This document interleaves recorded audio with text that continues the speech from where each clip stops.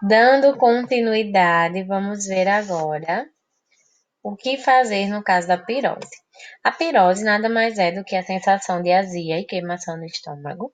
Acontece principalmente no segundo trimestre, e o motivo dessa alteração é basicamente, carregando o PC, é basicamente a pressão do útero sobre o estômago.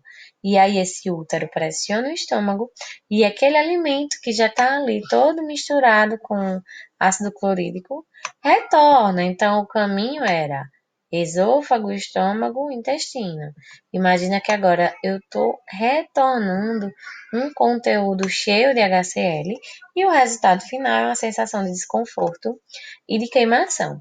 Então, algumas orientações: retirar os refrigerantes, independente do tipo, retirar os alimentos gordurosos, como nós vimos no caso das náuseas e vômitos, eles facilitam a abertura do esfíncter, então isso também não tem vantagem nesse caso. Fracionar as refeições e diminuir o volume, evitar deitar-se após comer, o líquido junto à refeição, mas só uma observação, junto às pequenas refeições, tá? Se for as refeições principais, grandes refeições, a gente mantém a advertência de não colocar líquido.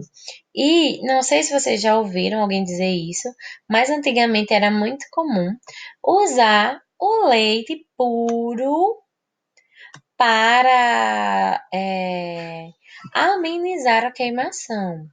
E de fato ele resolve, tá? Quando a gente usa o leite, bebe leite, ele resolve. O problema é que ele tem um efeito rebote sobre a secreção ácida. Então, inclusive, ó, deixa eu marcar aqui, canetinha. Vocês devem, ainda hoje, dar uma pesquisada nisso aqui, ó, e investigar sobre o efeito rebote do leite na pirose, na azia e na queimação. Um outro problema comum é a constipação intestinal. Esse eu diria que é um dos campeões, depois de náusea e vômito. É a queixa mais frequente de gestante. E aí, ele está atrelado a alguns fatores. Então, primeiro, lembra que a gente discutiu na aula de fisiologia? É a ação da progesterona. Que qual é o papel dela, gente? Diminuir a motilidade gastrointestinal e automaticamente diminui também o trânsito do bolo fecal, certo? E vamos lembrar também que essa grávida, ela agora já não se exercita tanto, algumas evoluem com queda do nível pressórico e fica a maior parte do tempo deitada, hipoativa, e tudo isso contribui para o aparecimento da constipação. Em alguns casos, o quadro piora e pode evoluir, inclusive, para hemorroidas e sangramento retal. Agora, não é só o hormônio, tá, gente? Erros alimentares, então, mulheres que não comem frutas, vegetais, grãos, então a dieta bem pobre em fibra. A baixa ingestão hídrica, e nós vimos na aula passada que é no mínimo 3 litros para gestante. O sedentarismo, e também a constipação é um efeito adverso da suplementação de ferro que é obrigatória na gestante. Então, ela tem que tomar o suplemento, mas como consequência, ela também pode apresentar constipação. Algumas alternativas. Primeiro, aumentar e garantir que ela faça a ingestão daqueles 3 litros de água dia.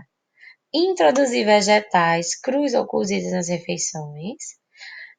Substituir não só pães, mas qualquer tipo de farináceo comum pelas suas versões integrais, pois tem um conteúdo maior de fibra.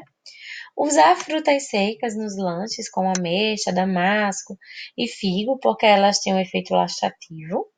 Evitar alimentos flatulentos, que são aqueles que têm enxofre na sua. Ai, meu uso com esse apontador tá péssimo, mas vamos lá. Aquelas que têm enxofre na sua composição. Bora para bromato? Feijão, é, repolho, alcachofra, tudo que tem enxofre na composição, como aumenta a taxa de fermentação e o aparecimento de gases, é, é orientado a evitá-los. Não é proibi-los, tá, gente? É evitar. Caminhadas regulares e mastigar bem os alimentos. Observação importante: laxantes não são recomendados. Inclusive, aquela história de usar, né, uma colher de óleo, de azeite, não é recomendado, tá, gente? Cefaleia, mais conhecida como dor de cabeça. A cefaleia, ela também é algo bastante referido pelas grávidas, e aí é algo diferente dos outros, onde outros fatores podem estar influenciando. A cefaleia em gestante, ela está atrelada basicamente a erros alimentares mesmo. Então, alguns alimentos estimulantes que diminuem o calibre e aumentam a compressão de artérias cerebrais devem ser evitados, como cafeína, açúcar e alimentos condimentados. Outra dica é aumentar a ingestão hídrica, para aumentar a perfusão sanguínea. Então, todo e qualquer alimento que altere o calibre de vaso sanguíneo ou que seja estimulante deve ser evitado. Então, eu listei aqui alguns para vocês. Alimentos que contêm aminas, lembra aí da bromato. As aminas, elas têm o poder de alterar o calibre dos vasos sanguíneos do cérebro. E onde é que eu tenho amina?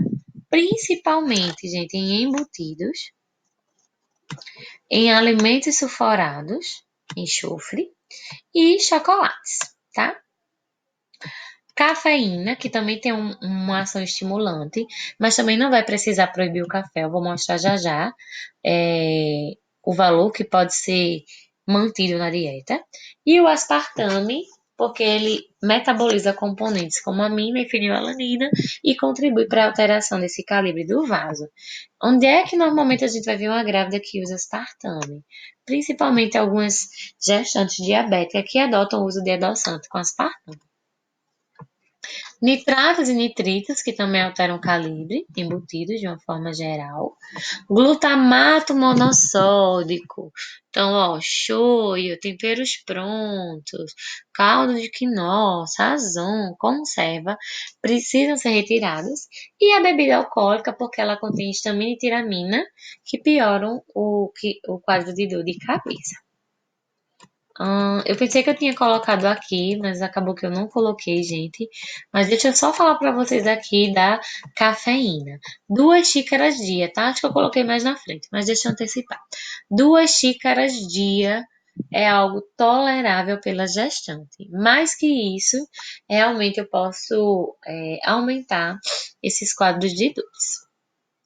Picamalácia tem um nome bem estranho, né? Mas esse nome significa um sintoma onde a gestante ela tem o desejo incontrolável de ingerir coisas que não são comestíveis, não necessariamente que não sejam alimentos, mas até alimentos, mas, por exemplo, que ainda não estão próprios para consumo.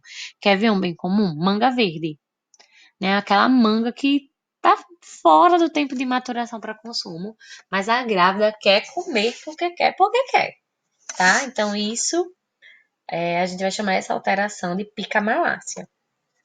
Então, pode ser vontade de chupar gelo, comer terra, barro, goma, carvão, cinza, naftalina, fruta verde. Eu já vi grávida que queria comer bituca de cigarro, tá? Então, coisas bem bizarras mesmo. A etiologia é desconhecida.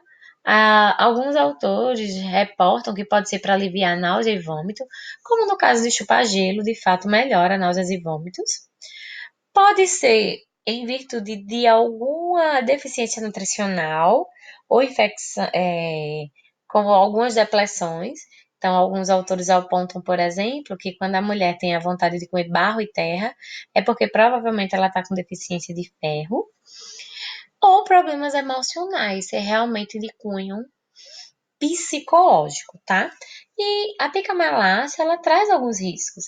Risco de infecção parasitária. O risco é o de contaminação, gente. Imagina, com naftalina, ela pode, né, ter uma contaminação séria. Além disso, ela substitui o alimento por algo sem valor nutricional e pode desencadear algumas deficiências nutricionais nessa grávida, joia? Então, esses foram alguns outros problemas. Tem mais um para a gente ir para o segundo bloco.